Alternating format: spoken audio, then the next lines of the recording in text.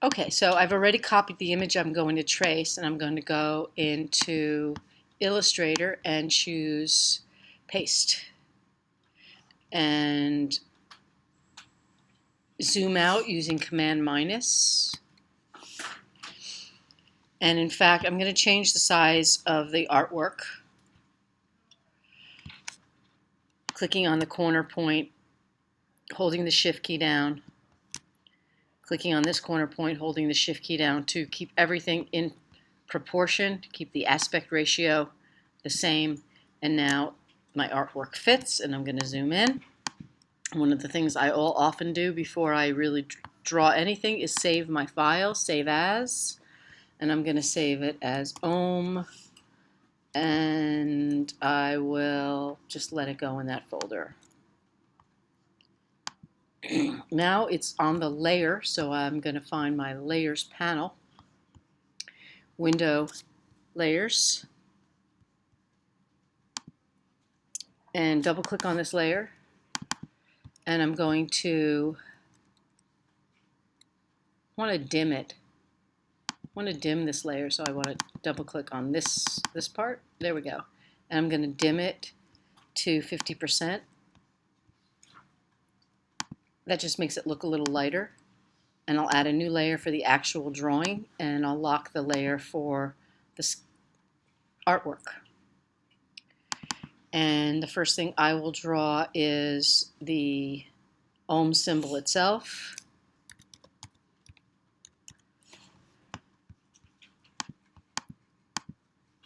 And I think I will focus all on the pen tool tonight. So pen tool is set up to draw both curved segments or vectors, and straight vectors and segments. I'm going to change the color of my fill to dark gray. And this easy shape here is this diamond, and I'm simply clicking without dragging. Just clicking, clicking, and clicking. So I see I didn't match up very well on this one corner. I'm going to use the zoom tool to zoom in on this corner and drag. Using the white arrow is for sub-selecting. Sub-selecting means selecting a individual point within a shape or a shape within a group. The regular selection tool selects objects and groups of objects. The direct selection tool selects individual points of shapes and individual objects in groups. And I'll show you more what I mean about this tool as we move forward. So the simple shape, the diamond. Now I have something more complex, something that is a combination of curves and straight lines. And this is probably one of the trickiest things to get used to doing in Illustrator, which is called changing direction.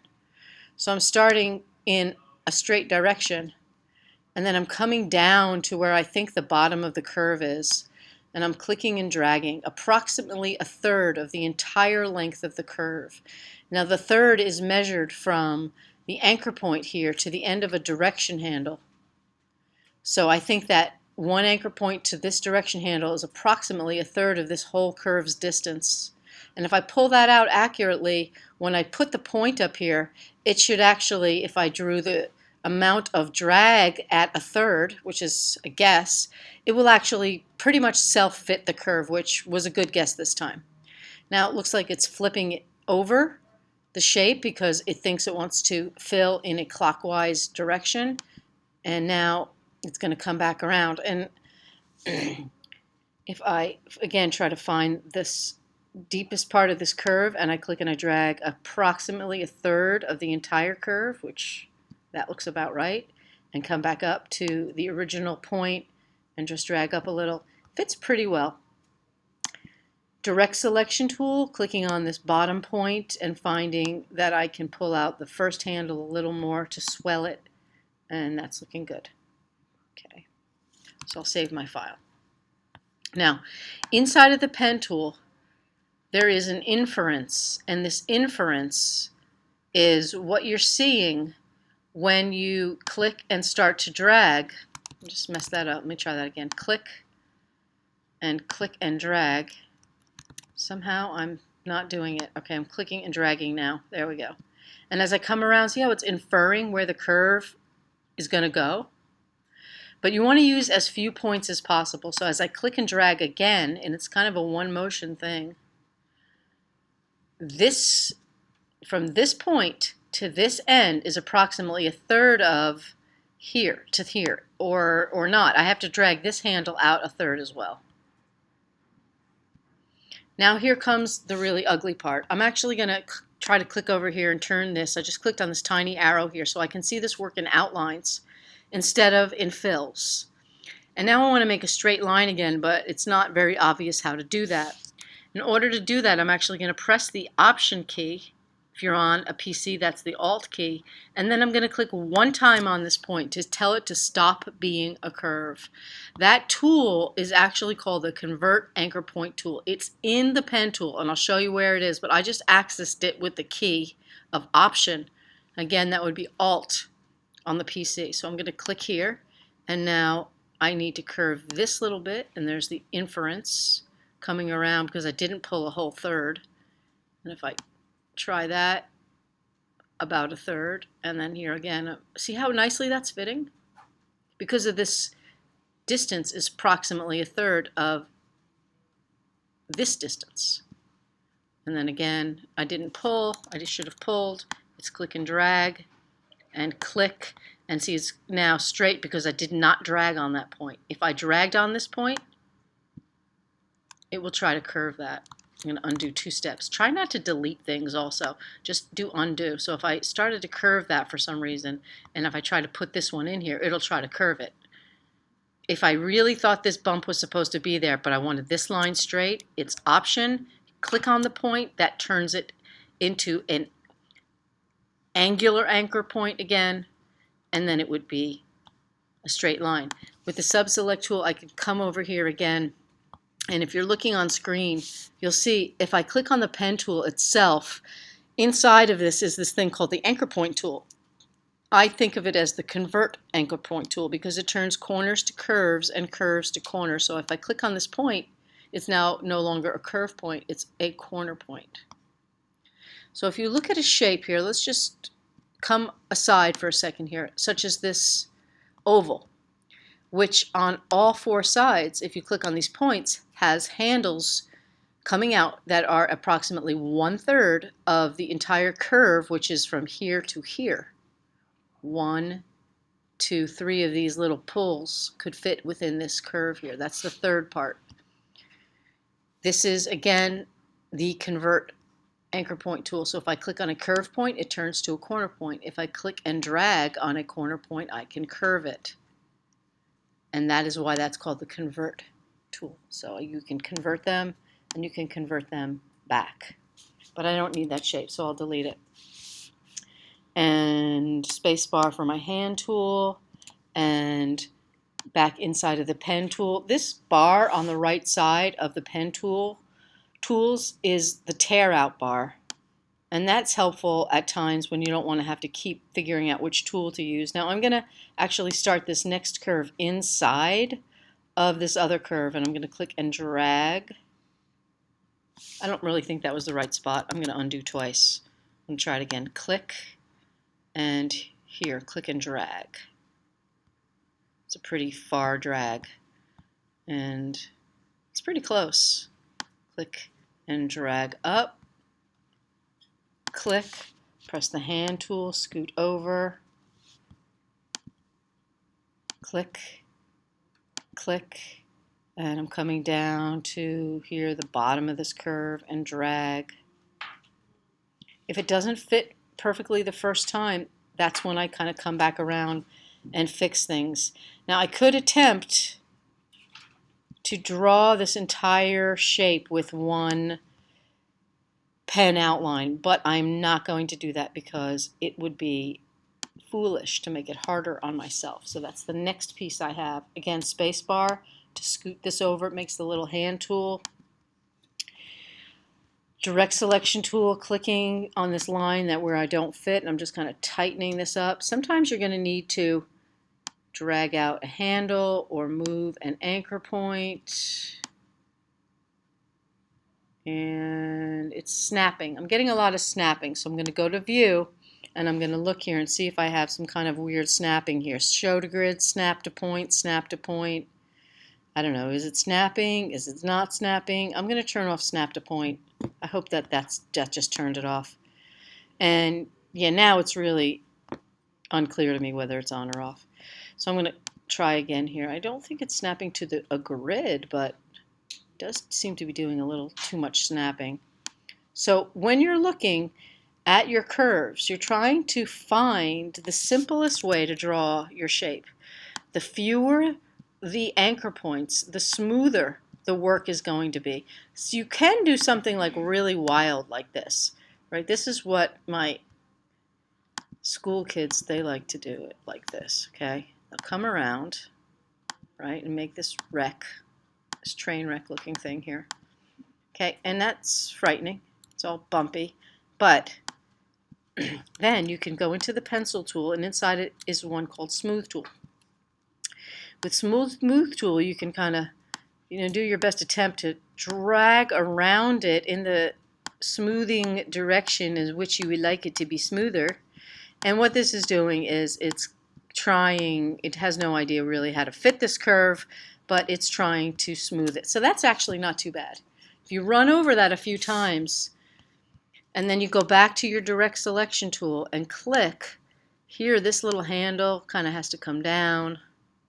This is too much over here. So the next tool I'm going to show you in the pen tool is this one, the delete anchor point tool. Here I'll delete some of these extra points, and that helps simplify the shape, and click and drag. So if you're using a tracing tool to start with your original object, you may not have an easy time editing that until you practice some of these more basic things. All right, the last thing I'm going to do here is I'm going to draw the inner or negative shape here inside. Click and drag, click and drag, click and drag, click and drag, click and drag, click and drag, and click. And now direct selection tool, and this time I didn't try to over perfect while I was drawing, and then I can come back and smooth and move the anchor points. You can move them away and then move them back to where you think they should go. All right, and then of course this looks like a little bit choppy there, so I'm going to go back to the smooth tool, and good enough. All right, for the time being I'm going to select this shape and make it filled with gray and then flip it to white, but in the long run this isn't going to be a shape. It's going to punch this other shape. So I'm going to select on the edges, because that's where it's selectable on these lines here, these three forms, and fill them. And this one didn't fill. Let's fill that one. And this one didn't fill. I really don't want to keep these as separate parts. I'm now going to select the 1, 2, 3 pieces here and go under Window and go to the Pathfinder, which is open, hiding somewhere. So I'm going to actually go to close it, and then it comes to the front. Yeehaw. And this tool right here is called the Merge tool. These are the shape modes and the pathfinders. Truth be told is there are certain ones I use a lot and other ones I don't use as much. So first I'll join this piece, and then I'll select it with the regular selection tool, hold the shift key and select the second piece. And this is the one I want. One is Merge. And it actually, instead of making it a group of separate things, makes it one shape. I'm going to hold the shift key down and click on this one, and again, now that's one shape. This thing is, a separate shape. So I'm going to select the gray shape, shift to select the white shape, and then I'm going to use this one, which is not that, which is, I'm looking for subtract front. The names are not popping up. I should have my little key names there. All right, I can also do it from here. Edit. or object, I should say. Path and I'm landing on a dead brain cell here. Looking for my pathfinder. What am I doing? Clipping mask, compound path, artboards graph. What happened to my paths? Path. Should be able to do that right in here. Okay, well, thank you. Why? I don't know. Pathfinder. Thank you very much. And I want to cut from the front. So add, no, interset, exclude, subtract. Let's try that. Subtract. Pathfinder effects should usually be applied to groups, layers, or types of objects. Well, I thought I was doing that. 1, 2, effect, Pathfinder. And it's really minus front that I want, and it doesn't want to do that. So what I'm going to do is I'm going to take this shape. Here's the magical moment here, and I'm going to cut it. Now I'm going to select this other shape, and I'm going to do edit, paste in back. So it's there. I'm going to hold the shift key, select the other piece, and then there. This is cut from back. So I just cut it from the back. I'm going to bring it to the forward again, and this one should be cut from front. This is cut from front, and this is cut from back. So that's a lot right there, just doing that one shape. That's changing directions between curves and corners. Okay, so I guess, come back here, I will pause that movie. Actually, I'll